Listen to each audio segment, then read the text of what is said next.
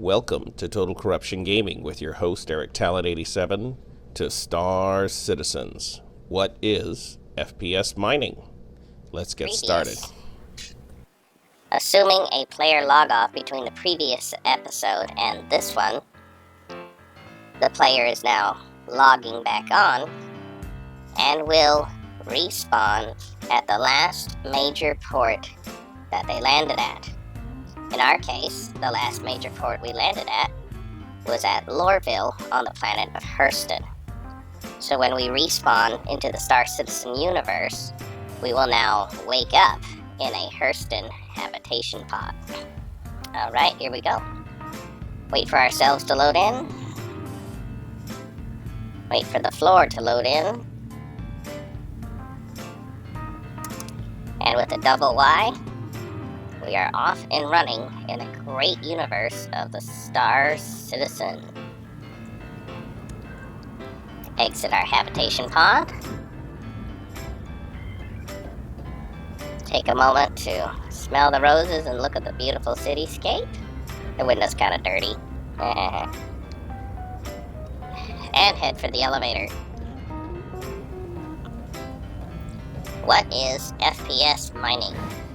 This is the question we are hoping to answer for the new citizen in this episode.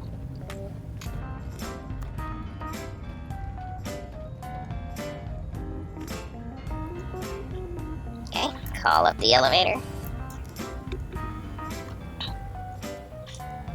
Head for the ground floor. And before we leave, let's do a quick checklist of our equipment. Starting with utilities, medical pens. 2 medical pens, check. Pyro multi-tool with 4-bit mining attachment, check.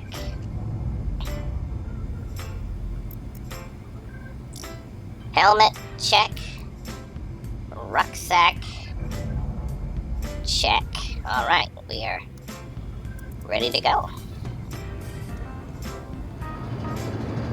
Let's head out for the Lorville Metro Center, which is just a double left from our residence where we emerged. So here's the first left,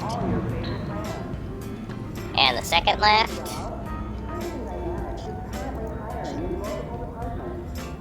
And already you can already see Metro Center. I know it doesn't say Metro Center, but you know, you get the idea.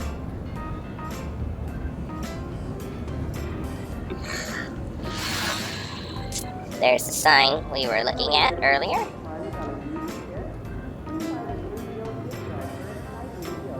And we are going to follow signs for the spaceport line right here. Spaceport and industry lines. Okay, spaceport line to the left. Get on the train.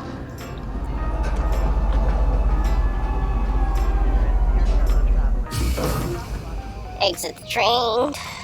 Follow signs for the exit. Go through the customs area. Exit the customs area.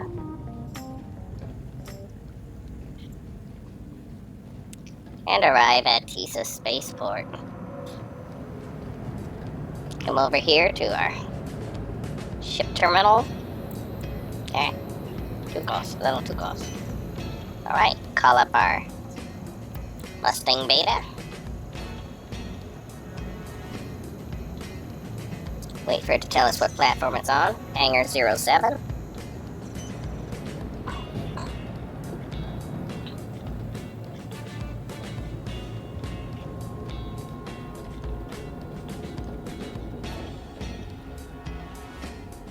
Follow signs for elevators to hangar.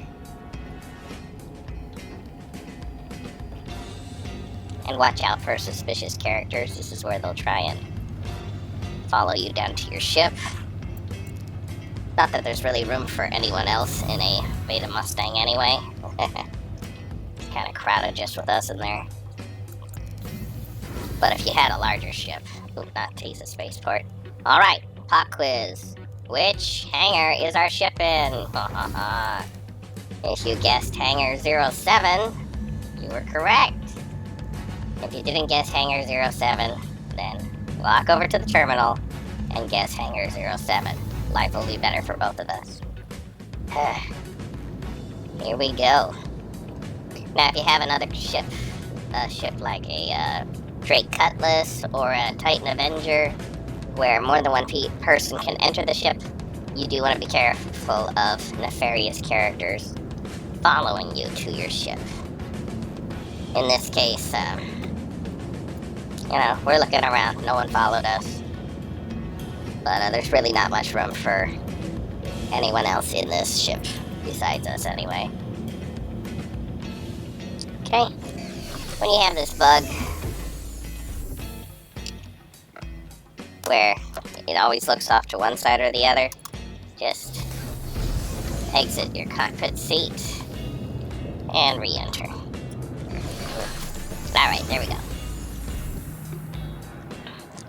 Alright, let's turn the power on. Welcome. Your journey begins now. All Press systems operational. F11, call up our comm link, go under contacts, call up Lowerville Landing Services, ask them to open the hangar door for us. There it goes. Power on our engines. Engine systems enabled. Launch complete. Pull up our landing gear.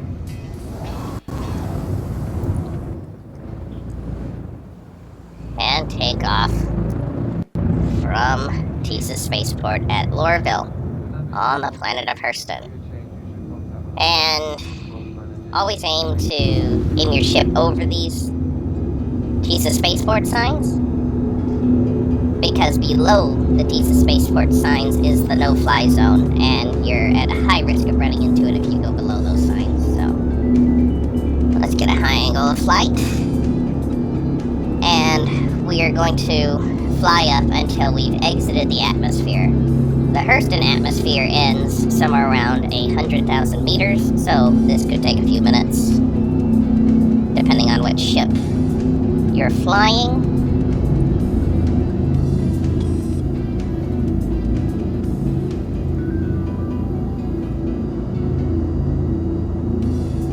We just left the weapons armistice zone, which means now our weapons are live and can now be fired. This is the great thing about FPS mining. You can make a handful of credits and either fix up your starter ship to either be a combat ship, or if you prefer to make a living hauling cargo and you have a ship that can haul cargo, FPS mining is a great way to make the credits to fill up your ship's cargo hold. So you will not be flying across the Stanson system with a half-empty Cutlass or Caterpillar. Alright, we've made it out of the atmosphere. At this point, we're going to tell our engines to stop. We're going to press F1, which is going to call up our Mobi-Glass, and we are going to check the Contracts Manager tab. This is where all the jobs for the system are listed. For the local system, if we go back to Crusader or Port Olisar, there will be different jobs listed. We're going to go under Investigation. Right now, these are the jobs that are available that will send you to the location of a cave. I prefer to go to a cave on Aberdeen because I think less people go there at the moment, but that's not necessarily true all the time. Okay, in this case we have 2 caves for Aberdeen, and we'll just accept either one. Okay, we accepted the job. Turn on our jump jive. And follow our little mission icon. See if we can, okay, we can't lock on to our mission icon. Okay, so this is not uncommon, where the place you have to go is through the planet you're nearby. So we cannot fly to Aberdeen directly because the route is obstructed by the big planet of Hurston. So do not fear, this is not a difficult thing to get around. Some basic navigation will come in here now. Here's Hurston where we're around, and we want to go all the way to Aberdeen. So we're going to click on Aberdeen, we're going to say set route. Okay, green line is solid. Now, you notice it's not pointing us toward Aberdeen anymore. It's pointing us over here to this blue destination. This is an OEM point. Every planet or circular body in the system, large planetoid or circular body, has 6 OEM points. 4 around the equator and 1 at the north and south pole respectively. These OEM points allow you to slingshot around the bodies in space in order to get past them and have a clear shot to whatever destination was being blocked by them. So now we have we pulled a slingshot maneuver around the planet of Hurston, and now we have a clear shot to Aberdeen.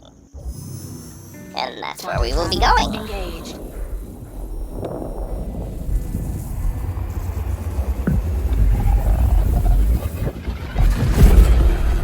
And at this point it is recommended you put your hands in the air like you just don't care. Yeehaw! Woo! Feel the rush. Travel complete. There is our Aberdeen Cave. Now, we cannot quantum travel directly to the Aberdeen Cave.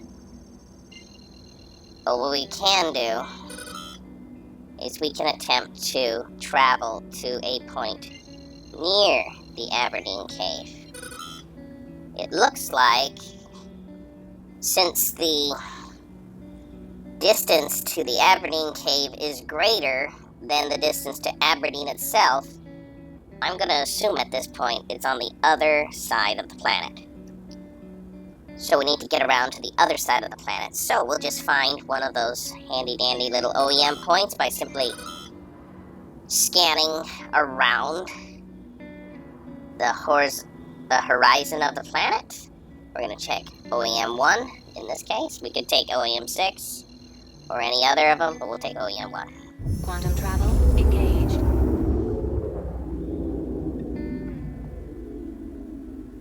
Quantum travel complete. Alright, we're going to check the Aberdeen Cave, see if it's any closer. Yes. We've traveled half the distance to the Aberdeen Cave. Let's see if we can get any closer than that. Okay, we'll go to OEM 4 and see how close we are to the cave from there. Quantum travel engaged.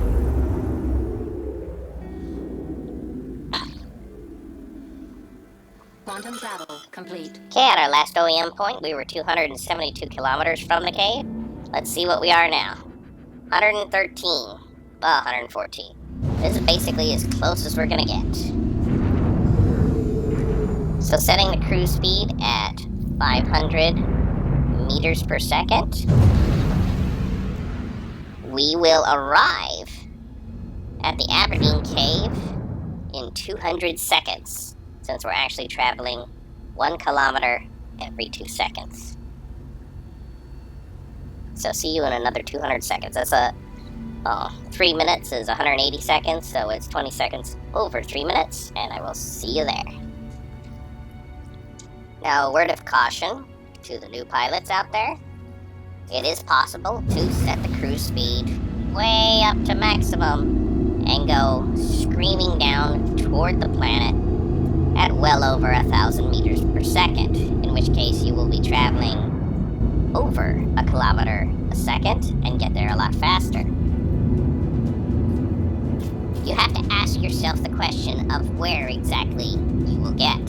If you're screaming down on a planet, especially a large planet, Aberdeen is more forgiving because it is a small moon. However, if you scream down on a large planet with heavier gravity, you're more likely going to end up in the surface of the planet rather than at your destination. And especially at Aberdeen, coming into the atmosphere of Aberdeen, I call it Aberdeen soup. The atmosphere is very thick and foggy, until you get down to just a couple thousand meters above the planet's surface. And there you can see the planet's surface starting to reveal itself, and we're only 2,500 meters above it. If you were going at, say, 1,200 meters a second, you would clear 2,500 meters in less than 2 seconds. You'd have 2 seconds to react, and gravity and momentum would be against you, and, well, let's just say it wouldn't be pretty. So, when you're coming down on the planet, be careful. Gravity does work.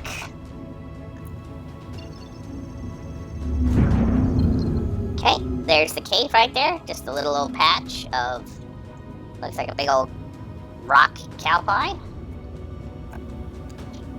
Just come down nice and gently. Generally with Star Citizen, if you slow down a little bit, you get places a lot faster. Alright. Welcome, adventurer, to your very first FPS mining excursion. This has been Star Citizens FPS Mining on Total Corruption Gaming with your host, Eric Talon 87. Join us again next episode as we plumb the depths of the Star Citizen underworld. See you there.